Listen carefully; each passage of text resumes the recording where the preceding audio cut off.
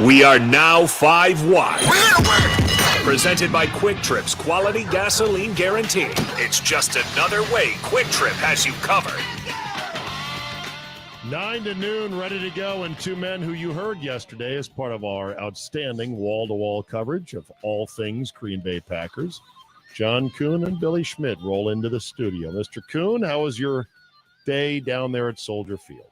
Man, it was glorious. It was almost un-Chicago-like to walk onto a field that's brand new, immaculate turf, Perfect. and then have 77 degrees, sunny, and no wind. I just rarely do you have a day that perfect, but then often have we had a day that perfect with the play on the field.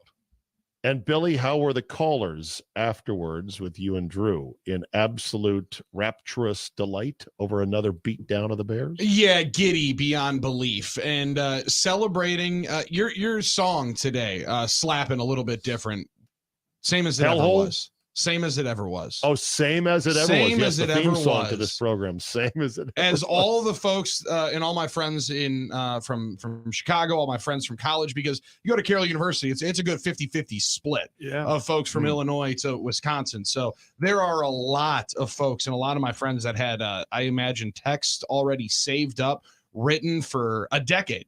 Long as I've known them, waiting for this moment. And instead, they just had to go through there today while they ran through the 3 S's and said, delete. Hey, Delete. Billy, were the callers a little bit better than Saturday night? Yeah, you could say that, Butchie. Yeah, Just a tad. you could say that. Yeah, a little bit better. Not as drunk, though.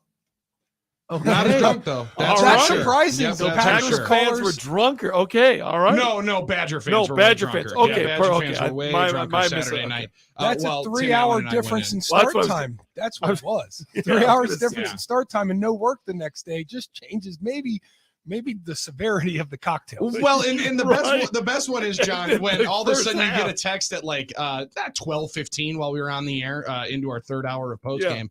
When somebody just goes, I didn't watch the game much here tonight, but I got to fire off some takes about what just happened. Brilliant. I didn't watch the game, but I drank 2 cases of beer and I read Twitter. Yeah, So they I know what suck. happened. And you guys are good to listen. I'm good. So I got something to say. I had a funny I'll pull- feeling. Night games are always rough, and night games with a loss can only. Oh, good. God. Yeah, no doubt about it. Tanner Mordecai took some, I think, unwarranted arrows on Saturday night. But, hey, it'll be okay. Be okay. My poll question of the morning was, what was your favorite single play in the Bears, in the win against the Bears as a Packer fan? The Jones throwback screen, the Love Fumblerooski pass, the Quay Walker pick six, or the Dobbs end zone fade? The Quay Walker pick six leading at 42%, 25% for the Jones throwback screen. There were so many plays that got me. I don't know about you, but my panty just went, huh? I mean, Devontae Wyatt flying through the air like a damn lion and strip sacking Justin Fields just got me out of my couch. I was like, yeah, he's coming on. Lucas Van Ness, who someone had said, should we start getting the Van Ness monster moniker going? And I said, it's a little early for that, but I like the language twist there on that. Him running down Fields on the edge where Fields like, damn, you're fast. Yeah. How'd you get it? Anders Carlson, hand in the fire, Billy. Hey, we're still in there, baby. Right in there, A baby. bomb from 50 plus. Like what? Is that a problem? I'll be so many great plays. What was the most single most exciting play for you guys? Well, Kuhn, you were on the sidelines for him. Now, I wish this one would have been closer to you because I know you're over on the Packers sideline. But the one that was most exciting to me and warmed every cockle of your being was watching Jair Alexander legally escort Justin Fields out of bounds, and the entire Bears sideline and Lucas Patrick. You know what you just did? And every single flood of Bears fans flying on over, and then Jair just with a shuttle little bump over to DJ Moore, and he loses his top. You knew you were in their head rent-free at that moment. Couldn't agree anymore, Billy. My favorite play was Jordan Love with a 10-point lead, 3rd and 8 to start the fourth quarter with the perfect timing route to Jaden Reed. I mean, this is the type of play that is a great call by Matt LaFleur, a great route by a rookie, and then a perfectly timed throw and placement of a throw by Jordan. I mean, that's execution. That play, when you run it like that, when you call it like that, it actually can't be covered. And that was that was the last true pivotal moment in this game that by about 3 minutes into the fourth quarter was essentially over. That was the one to send it really over the hill and back down the other side. John, I said this, last year a lot, that this team was front runners. This defense was. Billy, you brought up that Jair Alexander hit. That's what I said my play of the day was too, because I don't think this defense is front runners anymore. Whatever happened, and I know it's one game. I get that. But I thought fourth down, they get the stop right away. Physical, like it looks like a different defense.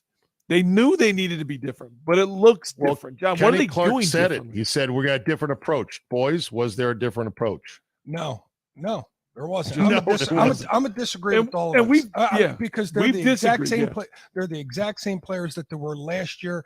Last year, if they were front runners, they're still front runners. And this is why I disagree with it last year, because they were building a new identity last year. They were starting and trying to build that new identity. And sometimes you're not good yet, but you need to beat on your chest and tell yourself you're really good. You're really good until you start believing it and putting it out there.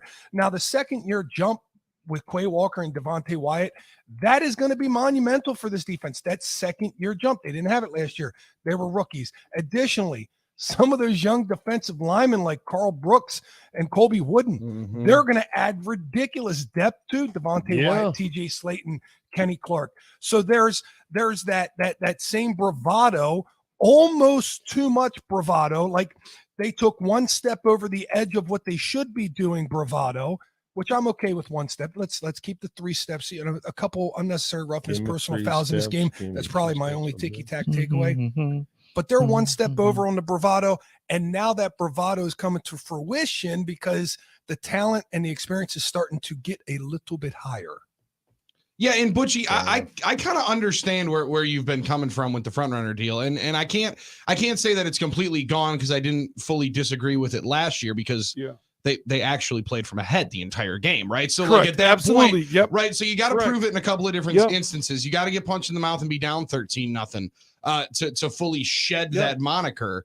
But to John's point, they just looked a little bit more experienced, and it looked like it was matching more of the confidence. And I mean, Darnell Savage is going to walk on through here and say, all right, you guys didn't want to talk about 3-year deal. I was going to get cut, Mr. Aaron Nagler. I was supposed to be a casualty individuals. Yeah. That was a massive game for Darnell Savage. And if this defense is going to be everything that it probably needs to be for them to win, say 10 games, he's going to have to be a major focal point. Maybe not have as great of a game every single week as he did yesterday, but he's going to have to be and have to make a massive improvement. All right. Do we need to print up a laminated note card and hang it around LaFleur's neck that says, don't forget about Aaron Jones? You have him. You're allowed to use him. We do. But this is, I don't know. It's not just Matt LaFleur. It was even Coach McCarthy when he was here the last couple of years with Aaron Jones. It's mesmerizing to be watching a game like we all are at what Aaron Jones does. It makes you fall in love with the run game and the Packers running the football. And then all of a sudden he just disappears. And this is not anything new. This is game after game, year after year of Aaron Jones's entire career. Why? Yeah, but don't you think they're trying to protect? I hate to say that, rhythm. But like injury prone. Like I mean, look, he already pulled up on the hamstring. Like I'm just like, there's a reason. There is a reason. Maybe it's because he doesn't have the sombrero or the sunglasses on the sideline, so he doesn't see him.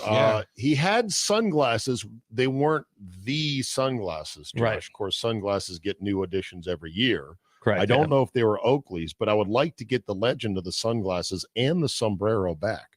But I never thought the sombrero was a road thing. I thought that's kind of disrespectful. You're not supposed to bring props on the road. Well, he doesn't have it on. He never had it on the field. I think it's on the bus. Did he? I think he had it on the bus. He walks walking in into the with game. it. Yeah. Oh, it's illegal on the sidelines. Like the NFL has big fines. They don't sell those. Can't go. Right. I think you can't be wearing something they're not selling. Hey, can we make money on that? They sold get it out of a here. Packers sombrero in the pro shop, it would sell. It would sell. Put the G on it. away you go. What they really want guys to start doing, Zabe, is start wearing those big plastic chains with the big Foamation logo right at the bottom, because they're selling those in the pro shops for like $30-$40. They really want those to be the turnover chain that you throw on over once you make a big play. Exit question: will we ever see a turnover chain of any stripe in the NFL, pro football, Sunday football? Yes or no? I hope not. I hope not too. I do. I didn't ask about hope. I said will. Yeah, you'll see something similar. Yeah, I think probably. so. Billy? Yeah, you'll see something similar for sure. You can't stop it. It's coming. Yeah, probably. Like it or love it, you got to knock on wood. Because here's the deal: the kids that are Knock on putting wood, you like it, you love it. the kids that are putting knock on wood. the kids that are putting those turnover chains on, they're going to be in the NFL. That's right. That's the problem. They're going to That's be right. in the NFL. They're going to bring them with them. Colorado now has a turnover throne at home. See that? You coming? A That's what I want to turnover know. throne. How much more ridiculous can the turnover item get? Like Turnover give it time. I-9 We form. said I that saw 2 someone years had a ago. tire. Yeah. They were wearing a tire around their head. Do you see that? I forget the school. What's next? What Probably Akron, because they're in Tire City, Tire Company. Hey, if you're stuck for food today or tonight, go to Quick Trip. Their freshly prepared, never frozen meals are ready to go at that checkout case right in front of the counters. So eat it up today, tonight. Boys, have a good one. Tag you're it. 9 to noon is next. Great job, Butchie and Josh. We'll see everyone tomorrow, and enjoy watching our ex-girlfriend tonight play football for the Jets. We'll see you tomorrow.